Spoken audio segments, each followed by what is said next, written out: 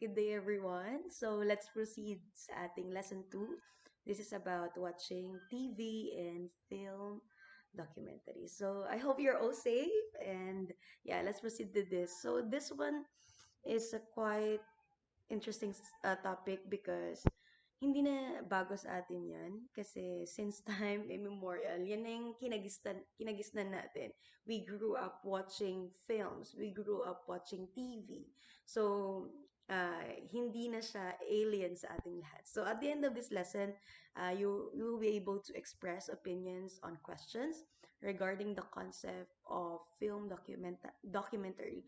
Practice listening through extensive viewing of a film documentary and analyze a film documentary. So, sabi nga, watching television and films like this improves our listening comprehension. That's according to Rogers. So, it is considered a valuable source of information since documentaries are is a type of a motion picture that is intended for reality. So it is a non-fiction. It is based on facts. So dina-document niya kung anong nangyayari sa reality, sa everyday life setting. Sabi nga, uh, it is a great source, a valuable source of authentic materials because it provides large amounts of spoken inputs that can contribute in the development of vocabulary knowledge and listening comprehension as well as other aspects of learning the language. So, ewan ko, alam ko marami akong kaparehas na mga nanonood din na whenever I watch a movie, either a fiction or a non-fiction, a documentary, I always see to it na yung mga bagong words na naririnig ko, tinitake down ko siya sa phone. Kunwari, ayoko ma-disturb yung pinapanood ko. Iti-take down ko lang siya. And at the end of the movie, after ko mapanood, nire-research ko siya, what's the meaning. Kasi, you know, ayoko na yung pag nanonood ako na parang nanood lang ako na hindi ko naiintindihan. I always see to it na every movie I have written or jot down lines from that certain movie. So, alam ko may mga kaparehas ako. So, ayun. Na very interesting din na we learn new vocabularies. We learn, kunwari, we learn to pronounce it well. Kasi, syempre, English is our second language. It is not our first. So, pag naririnig natin yung mga American films, American movies, American documentaries, parang na-amaze tayo na, ganun pala i-pronounce yung ganito, ganito. So, yeah, that is one way of improving our comprehensions, our listening and speaking skills. And that is through watching or viewing. Indeed, watching film documentaries and other television programs can be regarded as a useful way of practicing listening skills. So, ayun, it has different types and purposes. So, it will be discussed later.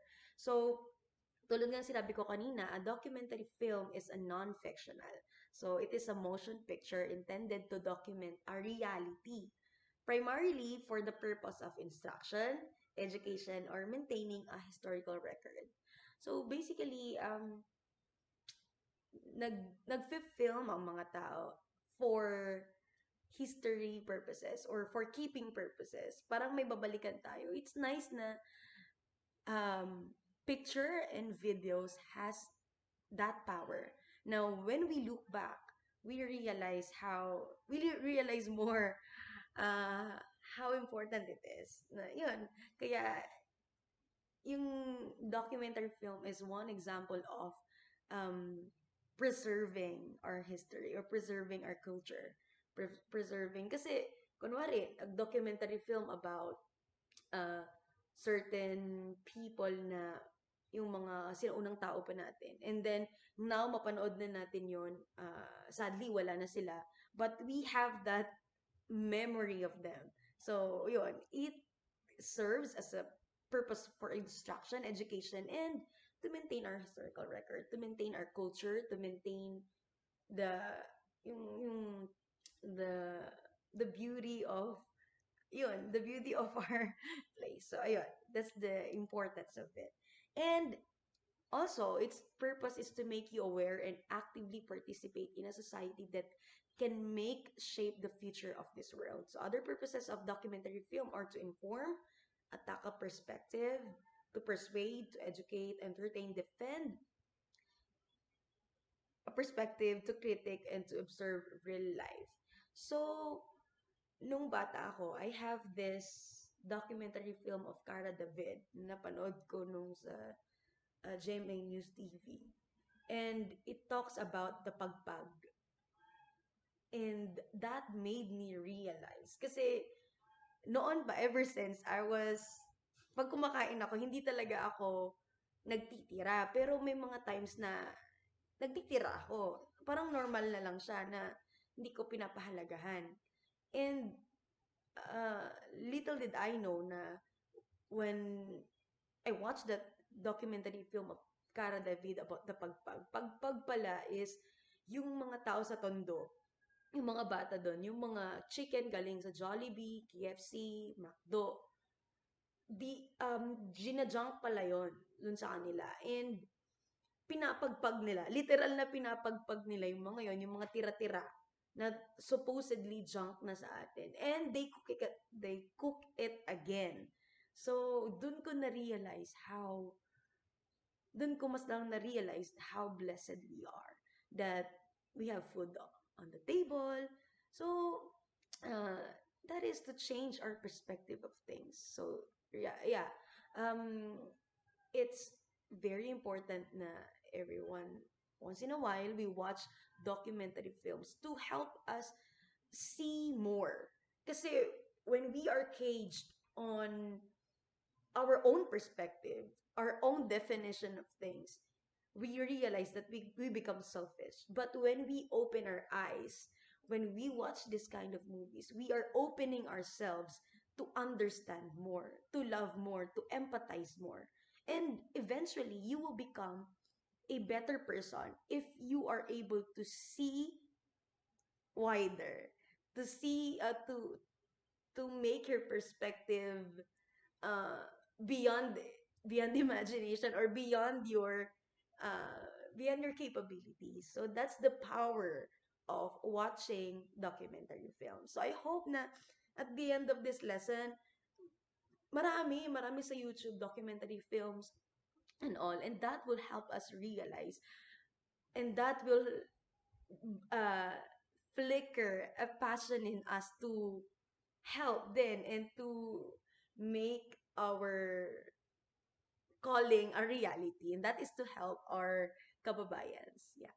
And sabi nga, the growth of documentary film genre was made possible through social media platforms where everybody is given an opportunity to have access to it. Now, we have Facebook, Twitter, Instagram, YouTube.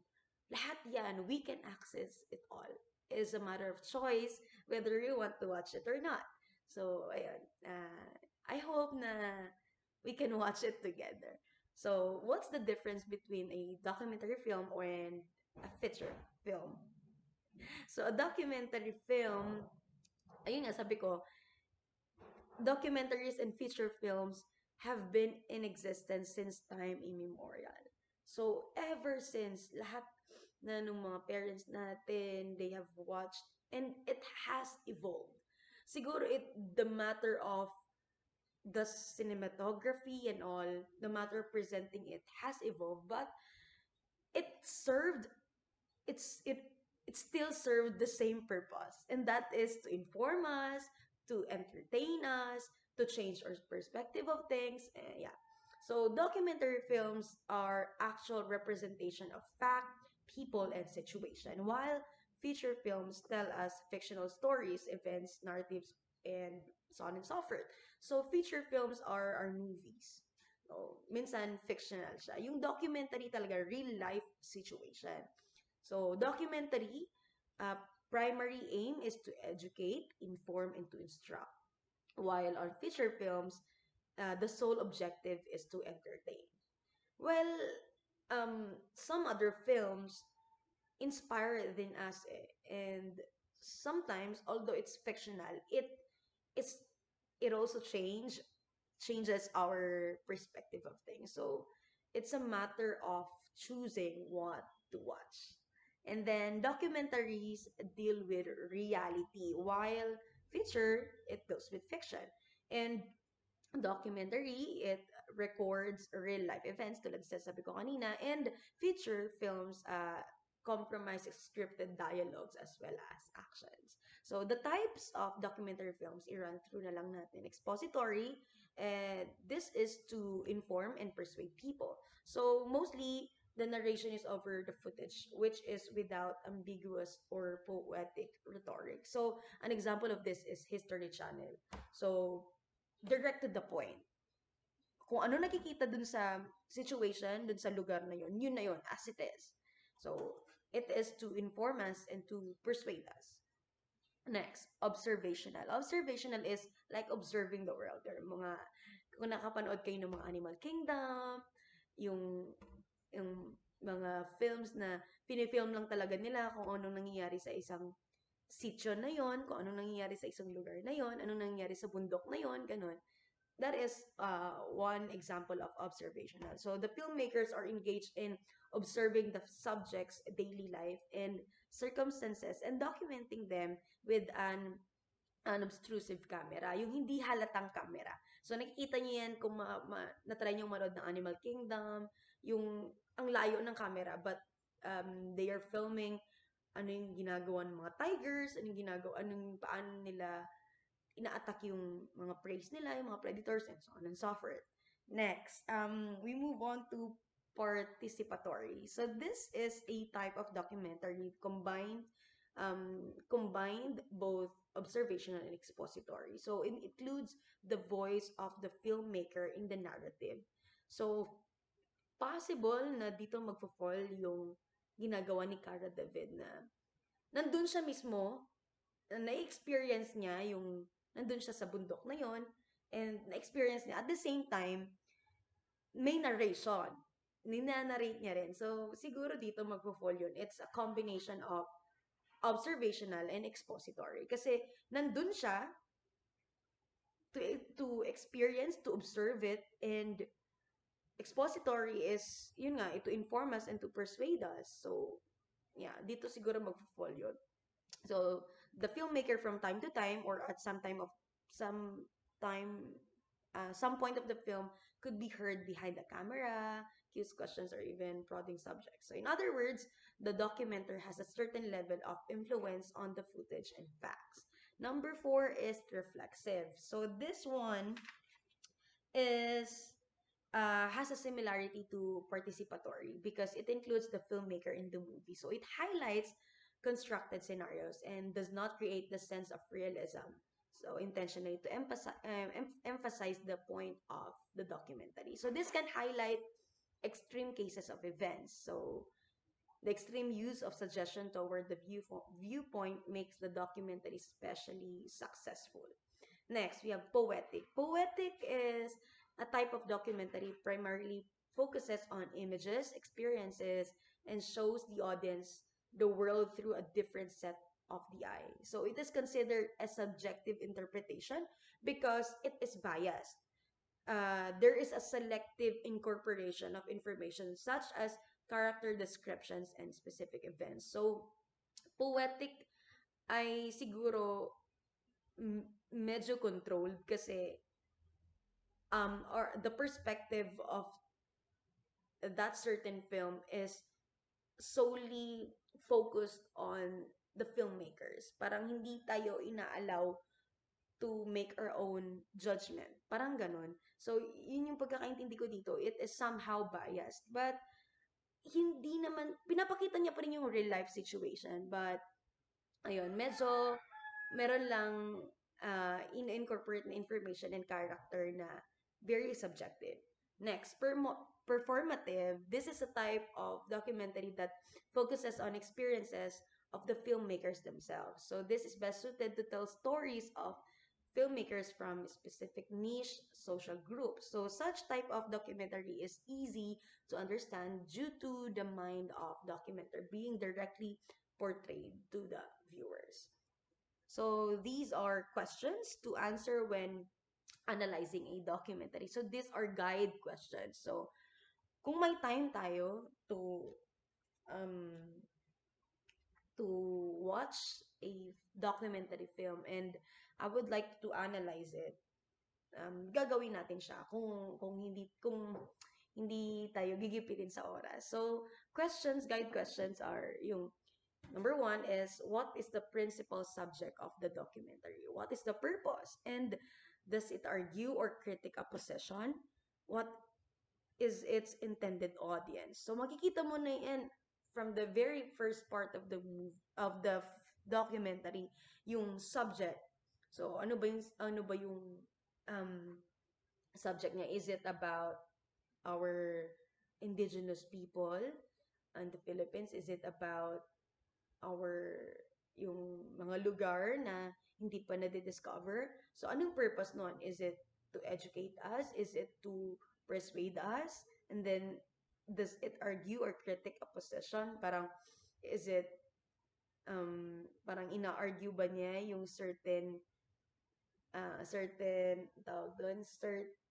kinagisnan natin or what? So and then who are its intended audience? Number two is, does this documentary film combine recorded material with voiceover? So, maririnig nyo naman yan at mapapanood nyo. So, if so, what effect does the film make use to this kind of combination? Then, number three is, does this documentary film record seemingly spontaneous dialogue or interaction between two or more participants? Ganyan. If so, and how, why? Does this documentary film directly solicited observation, reflection, or commentary by witness, experts, and other participants? Kasi minsan, makikita mo sa mga documentaries na may include silang mga experts to explain that certain, uh, documentary about a person with a very unique uh, physical appearance. So, in-insert nila doon yung experts, mga such as doctors, mga ganun. Next, number five, does the documentary film maker use any kinds of illustrative and suggestive materials such as animated or still photographic images and dramatic reconstructions or reenactments to get their points across? And what are its effects? And then the last one is, how would you evaluate the effectiveness of this documentary film and why? So yeah, that's the end of our lesson. And it's really nice to that we are given a chance to watch these documentaries kasi especially now na nakukulong tayo, this is the time na we open our eyes more.